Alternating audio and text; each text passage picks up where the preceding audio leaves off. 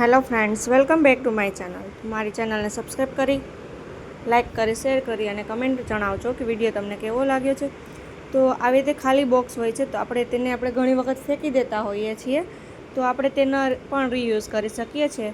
તો તમે જોઈ શકો છો કે મારી પાસે આવી રીતે મોતી પડ્યા હતા, તો મેં તેમાં આવી રીતે સાચવીને રાખી દીધા છે, જેથી કરીને આપણે શોધવા સહેલા પડે છે.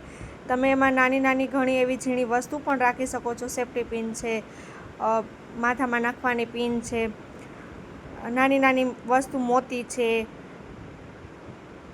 માળા છે, એ બધું સાચવીને પણ તમે તેમાં રાખી શકો છો અને આપણે તેને પણ ઉપયોગ કરી શકીએ છીએ. તો હવે બીજી ટિપ્સ જોઈ લઈએ. તો જુઓ, આવી રીતે ઘણી વખત ખાલી બોક્સ હોય છે તો આપણે એને પણ ફેંકી દેતા હોઈએ છીએ, તો એ ફેંકવાના બદલે આપણે તેમાં પણ ઉપયોગ કરી શકીએ છીએ. જો આ છે એકદમ બોક્સ છે, જૂનું થઈ ગયું છે, તો તમારે વધારે તેને સરસ બનાવવું હોય તો તમે તેની ઉપર ગ્લિટર શીટ આવે છે તેનાથી ડેકોરેશન કરી અને તેમાં સરસ બનાવી શકો છો. પેઇન્ટ કરીને પણ સરસ નવી બનાવી શકો છો.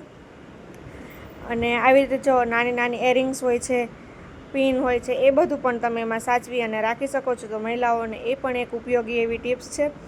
તો આવી રીતે આપણે એમાં બધી વસ્તુને પણ રાખી શકીએ છીએ.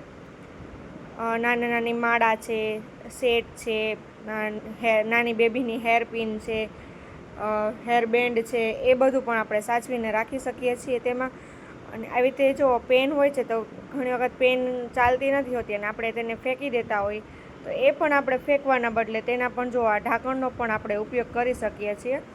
તો તેના મેં આ ઢાંકણ લીધા છે અને એ ઢાંકણમાં આપણે આવી રીતે 2-વે ટેપ લઈએ અને તેના સાઈડમાં આપણે આવી રીતે ચિપકાવી અને એ ઢાંકણને આપણા જે કબાટના ડોર છે, રૂમના ડોર છે, તમે જ્યાં પણ રાખવું હોય ત્યાં આવી રીતે રાખી અને તેનો ઉપયોગ કરી શકો છો. આવી રીતે લગાવી દેવાનું 2-વે ટેપ લગાવીને.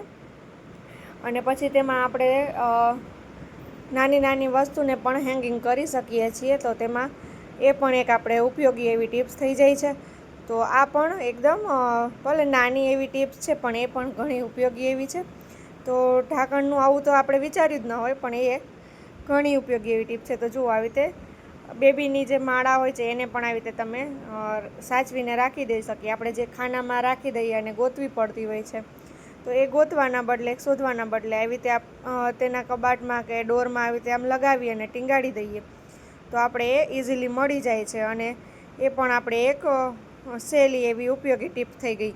તો આ પણ તમે ટ્રાય કરી શકો છો. તો તમને કેવી લાગે છે બધી ટિપ્સ એ મને કમેન્ટમાં જણાવવાનું ભૂલતા નહીં ફ્રેન્ડ્સ. અને જો આવી રીતે સેફ્ટી પિન હોય છે તો એ પણ આપણે ઘણી વખત બહાર જવું હોય છે તો જલ્દી શોધતા હોઈએ છીએ. ખાસ કરીને લેડીઝ લોકોને સાડી પહેરવાની હોય યા તો ઓઢણીમાં લગાવવાની હોય છે, તો ત્યારે મળતી નથી હોતી ઉતાવળમાં. તો આવી રીતે તેને આપણે કબાટના ડોરમાં ઢાંકણ આવી રીતે લગાવી અને સેફ્ટી પિન લગાવી દઈએ તો ફટાફટ મળી જાય છે. તો આ પણ એવી એક ઉપયોગી ટિપ્સ છે. તો તમે આ પણ એક ટ્રાય કરી શકો છો. અને ઘણી વખત આપણે આવા મેચિંગ ઓર્નામેન્ટ્સ લેતા હોઈએ છીએ, તો એ પણ ઇમિટેશનના એ પણ આવી રીતે રાખી અને બહાર રાખી દેતા હોઈએ છીએ ઉતાવળમાં, તો કાળા થઈ જતા હોય છે. તો આપણે તેને સાચવીને રાખવા હોય તો આપણે આવી રીતે એક બોક્સ લઈએ. તમારી પાસે જે પણ બોક્સ હોય તેમાં તમે આવી રીતે સાચવીને રાખી શકો છો. અને સરસ તેને ઓર્ગેનાઇઝ પણ આપણે કબાટમાં કરી શકીએ છીએ કે તેનાથી ખરાબ નથી લાગતું. નહીંતર ઘણી વખત એવું હોય છે, આપણે સેટ પહેર્યા હોય છે અને પછી આપણે એમને મૂકી દેતા હોઈએ છીએ તો કબાટમાં ઘણી વખત એ તૂટી જતા હોય છે, યા તો જ્યારે જવું હોય છે, તૈયાર થવું હોય છે ત્યારે મળતા નથી હોતા. એક એરિંગ્સ મળે છે તો એક નથી મળતા. એવા બધા પ્રોબ્લેમ્સ થતા હોય તો એના બદલે છે ને, જો આવી રીતે એક બોક્સ લઈએ અને એમાં આવી રીતે રૂ રાખવાનું. રૂ રાખી અને તેના ઉપર આવી રીતે સેટ રાખી દઈએ તો એ કાળા પણ નથી પડતા અને આપણે ઇઝીલી મળી પણ જાય છે. તો આપણે એ પણ એક મહિલાઓ માટે ઉપયોગી ટિપ્સ છે. તો આપણે એને પણ જરૂરથી ટ્રાય કરીએ. અને જો મારી તો ખાસ એવી આદત છે કે હું બધા આવી રીતે બોક્સમાં જ બધી વસ્તુ રાખું છું, સેટ ને એવું ઓર્નામેન્ટ્સ. તો તમે આવી રીતે રાખશો તો તમારે શોધવું એકદમ ઇઝી પડે છે. તો જુઓ, આવી રીતે કાગળમાં પણ તમે ડાયમંડના સેટ હોય છે ને, તેને આવી રીતે તમે કાગળમાં રાખી શકો છો. અથવા જ્વેલરી બોક્સ આવતા હોય છે, જો એ તમારી પાસે ન હોય તો ડાયમંડની વસ્તુ હંમેશા આવી રીતે કાગળમાં રાખશો ને તો તેનાથી એ ઓર્નામેન્ટ્સ એવા ને એવા જ રહેશે અને એ કાળા નથી પડતા. તો આ પણ એક ઉપયોગી ટિપ છે. તો તમે આવી રીતે કોઈ પણ કાગળ લઈ અને આવી રીતે તેને ફોલ્ડ કરી અને તેમાં સેટ રાખી દેશો તો એ બિલકુલ કાળા નહીં પડે અને એવા ને એવા જ રહેશે.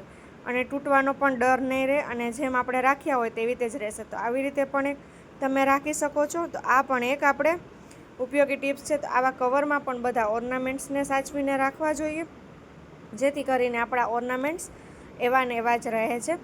આવી રીતે જો પેપર પ્લાસ્ટિક હોય છે તેમાં પણ તમે રાખી શકો છો. તો આવી રીતે સેટ બારે રાખી દઈએ એમને, એના બદલે આ પણ ખાસ જરૂરથી ટ્રાય કરશો. આઈ હોપ કે તમને પણ આ રીલ પસંદ આવ્યો હશે મારો વિડીયો. તો ફ્રેન્ડ્સ, તમે આવી રીતે પણ તેને ટ્રાય કરી શકો છો. તો તમને વિડીયો કેવો લાગે છે તે મને કમેન્ટમાં જરૂરથી જણાવજો. તો આ બધી મહિલાઓ માટે ખાસ અને ખૂબ જ ઉપયોગી એવી ટિપ્સ છે. અને આ બધા અવનવી ટિપ્સને જોવા માટે મારી ચેનલને સબસ્ક્રાઈબ કરવાનું ભૂલતા નહીં અને બેલ આઇકોન પર પ્રેસ કરી દેજો, જેથી કરીને જે નવા વિડીયોઝ હું અપલોડ કરીશ એ તમને તેના નોટિફિકેશન આવી જશે અને તમને ખ્યાલ આવી જશે કે આજે નવી ટિપ્સ અથવા વ્લોગ યા તો રેસીપી આવી છે તે તમારા ફોનમાં તમને મળી જશે. તો બેલ આઇકોન પર પ્રેસ કરવાનું ભૂલતા નહીં. તો આપણે ફ્રેન્ડ્સ મળીએ નેક્સ્ટ વિડીયોમાં. અને જો સેટને એક આવી રીતે પણ રાખી શકાય છે. ઘણી વખત આવી રીતે થર્મોકોલના છે કે આવા પેપર આવતા હોય છે તેનેમાં પણ તમે સેટને આમ રાખી દેશો ને તો તેનાથી પણ ખરાબ નથી થતા. તો આ પણ એક ટિપ્સને તમે અજમાવી શકો છો. તો એ પણ ટ્રાય કરવા જેવી છે. તો જેથી કરીને આપણા ઓર્નામેન્ટ્સ હોય છે એ વર્ષો સુધી એવા ને એવા જ રહે છે. તો આવી રીતે પણ સાચવીને રાખવા જોઈએ. તો ફ્રેન્ડ્સ, આપણે મળીએ નેક્સ્ટ વિડીયોમાં. Bye bye.